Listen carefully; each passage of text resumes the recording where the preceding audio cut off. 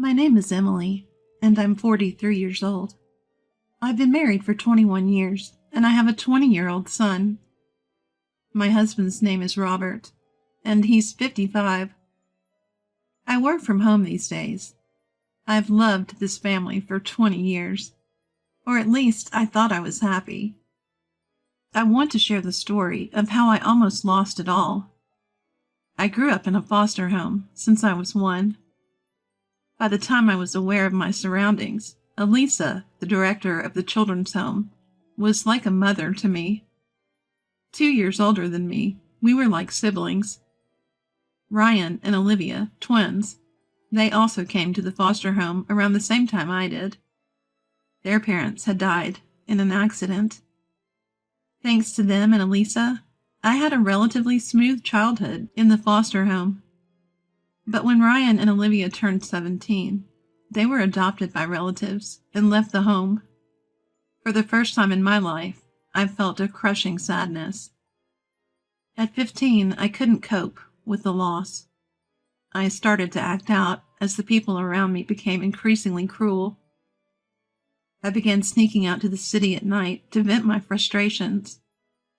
Even when I was detained for being a minor and Elisa came to pick me up from the police station, I acted like I didn't care about her worries. Elisa had been through a divorce. She had lost a child to illness shortly after birth and was blamed for it by her then-husband, leading to their divorce. After that, she started working at the foster home and became its director. She was the one who named me Emily. She told me she saw her lost child in me and raised me with a mother's love. But she was struggling with how to deal with me, her non-biological but emotional daughter. One day, Elisa came to me, who was living a reckless life and skipping school, and suddenly started crying. "Even if we're not related by blood, you're my child. All the kids here are precious, but I'm only human, and I have special feelings for you." She stroked my head, saying, "Emily, Emily," and started crying. "I should have hugged you like this sooner. I'm sorry." She kept apologizing. For some reason, I felt both sad and relieved, and I hugged Elisa tightly while crying loudly. As an adult, I realized I was crying out of happiness, thinking someone needed me. From that day on, I started helping Elisa actively and began calling her Mom. And eventually, I graduated from middle school and started working at the foster home. I was hired by Elisa, who is my mom, to become a social worker. I studied hard through correspondence school and earned my certification. Part of the reason I wanted to work at the foster home was because I believed Ryan and Olivia would come to see me someday. We ordered food supplies for the foster home from a local supermarket, and the delivery guy turned out to be the man I'd later marry. We started with casual conversations every day, but when I found out we liked the same musician, I felt an instant connection. From there, our conversations flowed more naturally, and we grew closer. Eventually, he asked me out on a date. My mom also told me to go, so I headed out on my first date. Since it was my first date experience at the age of 21, I was so nervous that I couldn't speak normally. After a few dates, he confessed his feelings on our 5th outing, and we started dating. When I told Mom, she said, "Finally, Emily has a boyfriend. It's about time. I feel a bit lonely, though," and blessed our relationship with a smile. Our relationship progressed smoothly. One of our best memories was going to a concert of our favorite artist after preparing dinner at the foster home. On the way back from the concert, he proposed to me. I was overjoyed and immediately told Mom, who tearfully and joyfully gave her consent. Her words about having a family stuck with me, and I vowed to love my family forever. At that time, I was 23, and he was 35. His parents were thrilled about our marriage. Even when I told them I was raised in a foster home and didn't know my biological parents, they said it wasn't a problem. He's an only child, but his parents just wanted us to have a happy family. I decided to cherish my future in-laws as well because they were part of my new family.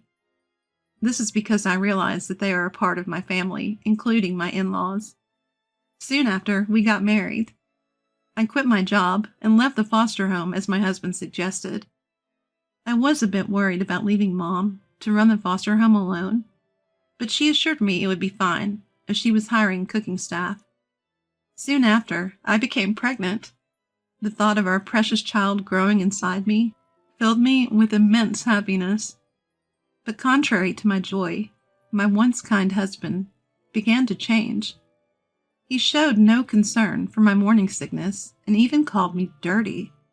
He started eating out instead of having meals at home. When my in-laws found out about my struggles with morning sickness, they brought over some home-cooked meals. My husband wasn't home, so they asked me why. I thought it was normal for husbands to eat out during their wives' morning sickness, so I told them without any ill intentions. Upon hearing this, my in-laws stayed until my husband returned and scolded him for his behavior. He made some excuses, but eventually apologized to me. Importance of family remained a constant theme. I got yelled at by my in-laws because I spoke about why my husband wasn't around. When I said, "I'm sorry, I thought this was normal life, so I didn't mean any harm," I was shouted at with, "No excuses." I got scared of my husband's anger and instinctively protected my belly. The next day, my husband was back to his sweet self. He sincerely apologized and said, "Once your morning sickness is over, we'll eat at home. Until then, let's eat out." From then on, I started keeping a diary. I wrote about my baby's condition and my family every day. Conversations with my husband, who often came home late, became scarce. The morning sickness was bad, and I felt lonely and anxious. But even then, I thought it was easier than when I was separated from Ryan and Olivia. Yes, that separation was the hardest thing in my life, so nothing could be worse. Even after the morning sickness ended, my husband didn't come home early, and when he did, I could smell sweet perfume. When I asked him, "You smell nice. Did you meet someone?" He seemed surprised for a moment, then angrily said, "Who I meet is none of your business." I didn't want to argue, so I didn't ask further. Even though I'm not savvy about social norms, I suspected he was cheating. I had no one to talk to, so I wrote in my diary as usual. But his betrayal was shocking. I kept quiet because I didn't want to upset him further. Our child was born safely, and it was a boy. My husband was thrilled. We named him Jackson.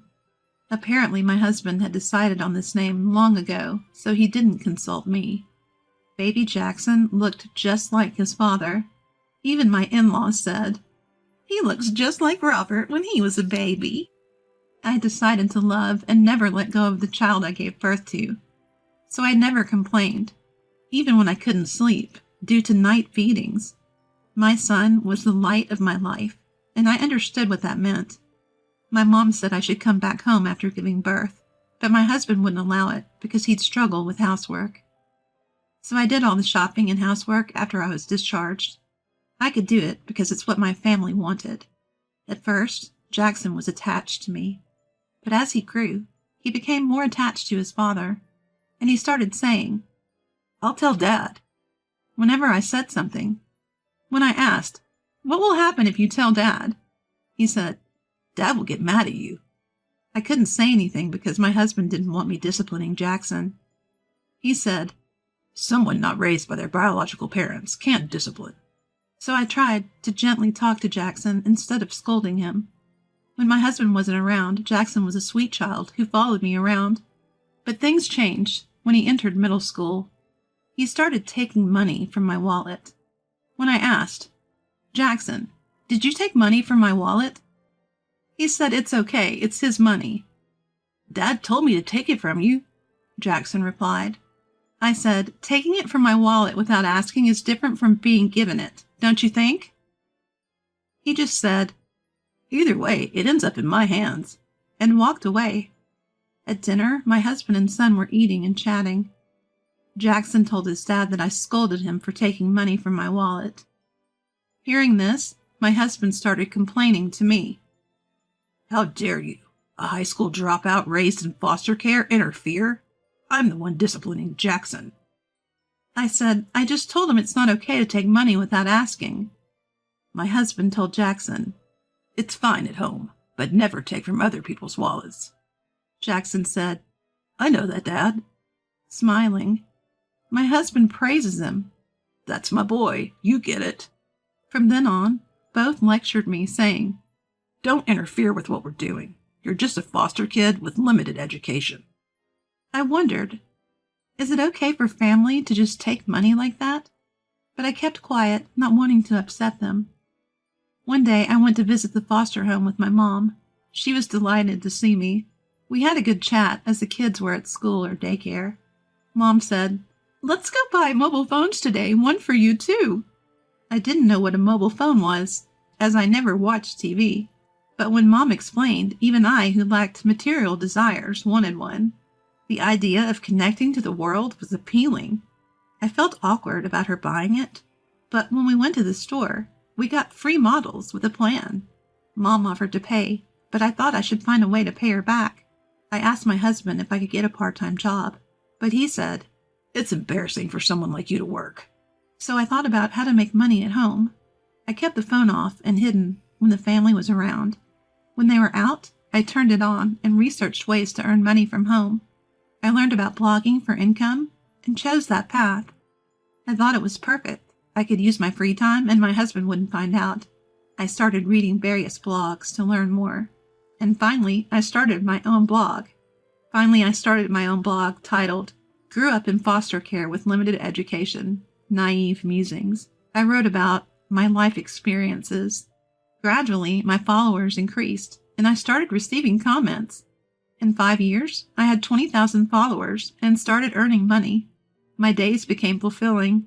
But as my blog shifted to my married life, the comments increased, saying my husband's thinking was wrong. I felt sad that my writing seemed like complaints about my husband. I apologized on my blog, saying he's a reasonable person, and it was my poor writing that caused the misunderstanding. The comments on my blog increased even more after that post. Comments like, "You're brainwashed," and "Emily, you're not wrong," start appearing. I was confused and began to consider quitting the blog to avoid disparaging my husband. Just then, I received a private message on my blog that nearly stopped my heart. It was from someone named Ryan.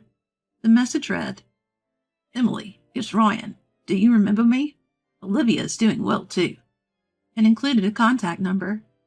I called the number, and when I confirmed it was indeed Ryan, I broke down in tears of joy. Ryan and Olivia had been living overseas after being adopted by a cousin.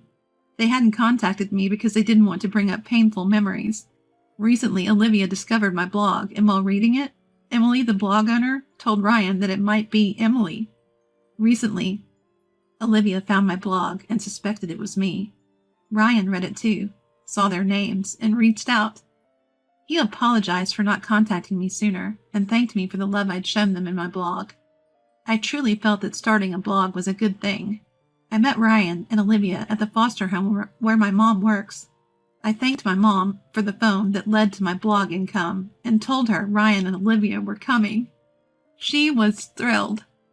Now that I had an income, I switched the phone bill to my account. I set up my mom's phone so she could easily read my blog and headed home.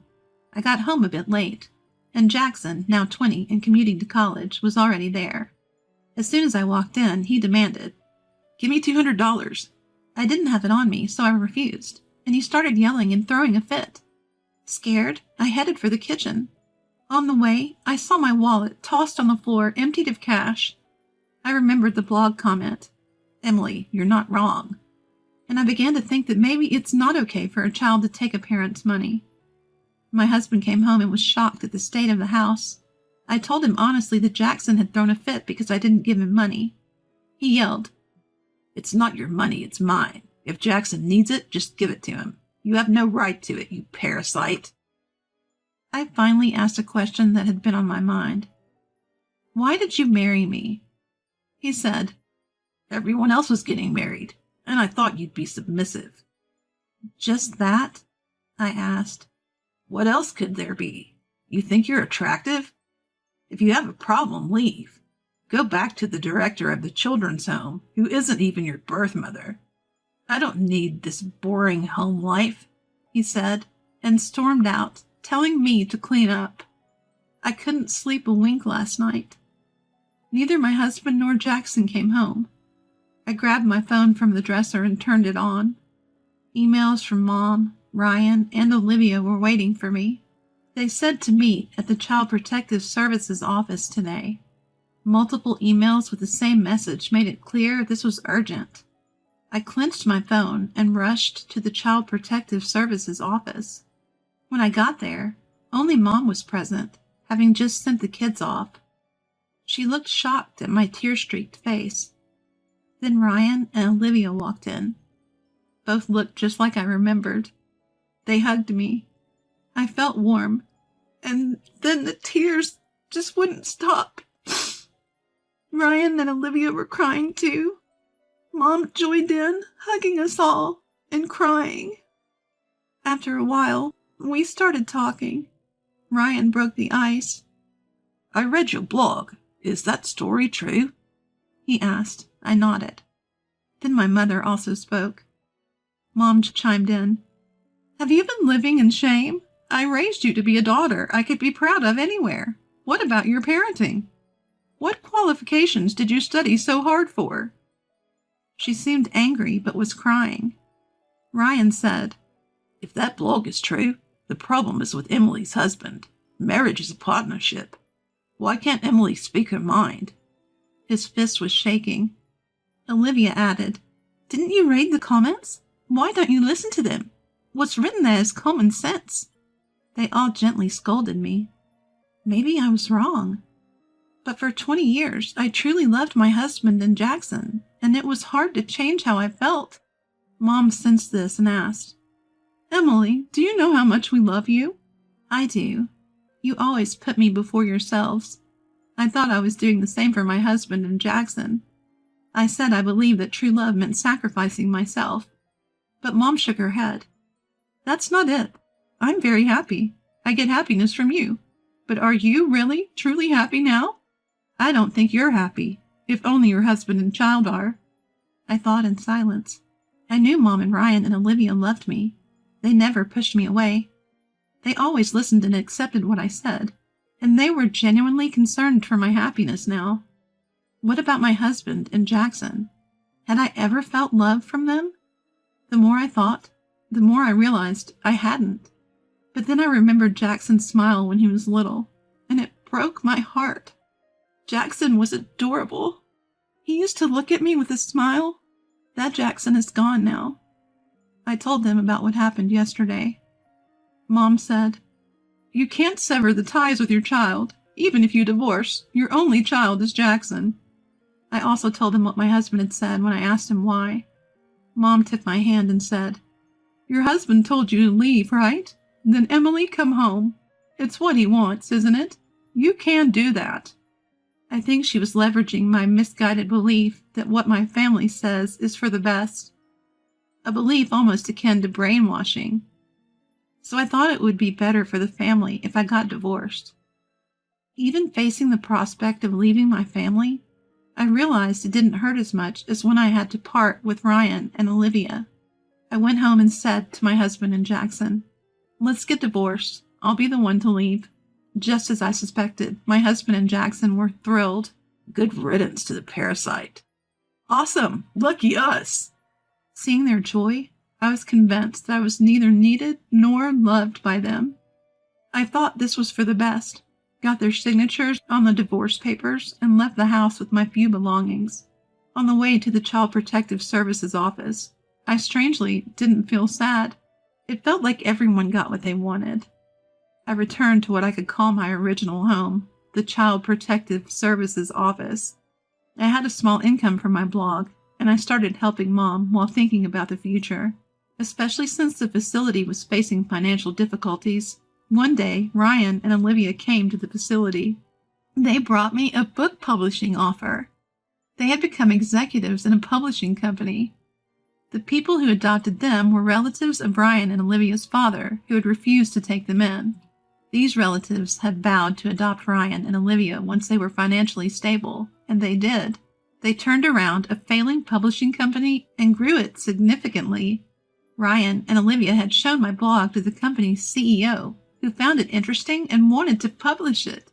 I was hesitant because I didn't have much education and wasn't confident in my writing, but they assured me an editor would help, so I agreed. From there, Ryan, Olivia, the editor, and I had several meetings and published the book.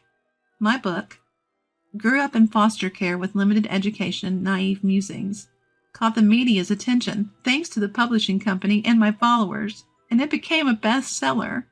I started getting interview requests from the media. I was hesitant due to my shyness, but Ryan and the others encouraged me, so I agreed. Appearing on TV made my ex-husband and Jackson aware of my book. My ex-husband called the Child Protective Services office where I was.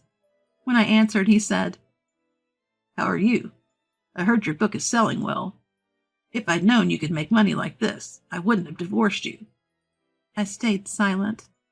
"How about we live together again? We could even remarry," he added. Still, I said nothing, assuming I was in a bad mood. He handed the phone to Jackson. "Mom, I miss you. I want to live with you again. I want to eat your cooking." They both seemed to have changed their tune. I asked Jackson, "Did you read my book?" He said he hadn't, so I asked him to ask his father if he had read it. Turns out neither had. I said, "Read the book. Once you do, you won't be able to make calls like this," and hung up. A few days later, it seemed they started getting cold stares from neighbors, coworkers, and classmates, even without reading the book. In a panic, they bought and read the book, realizing it candidly depicted what they had done to me. Since then, I've heard nothing from my ex-husband or Jackson.